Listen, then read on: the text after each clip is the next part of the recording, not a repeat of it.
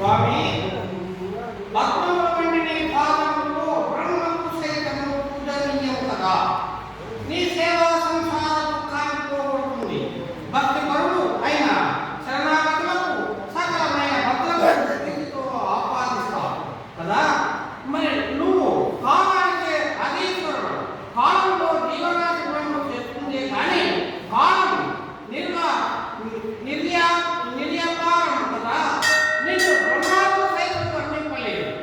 ఉన్నాను సౌఖ్యమున విన్నాను నీ కథాపరిక్రమకథనం ఉన్నాను ధనికులమై సన్నాను తాపకాంతి కమలముల హరి. ఓ హరి, నీవు సుఖంగా ఉన్నా, నీ విజయగాథలు విన్నా, సంపన్నులమై ఉన్నా, నీ పాద కమలములను ఇప్పుడు కన్నులారా కాంచాను. ఆడఉండదు.